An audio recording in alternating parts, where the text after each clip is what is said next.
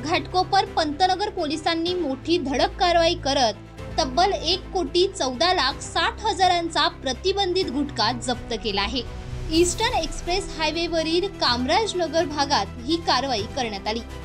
प्राथमिक टप्प्यात 13.44 लाख रुपये किमतीचा गुटखा जप्त करण्यात आला। या प्रकरणात मोहम्मद फिरोज कमरुजमा शेख वय वर्ष 26 याला पोलिसांनी अटक केली आहे।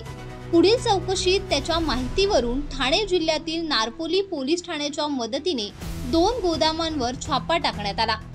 या गोदामांमध्ये गुटखा वाहनात भरत असताना चालक, सुपरवायझर आणि हमाल मिळून आले।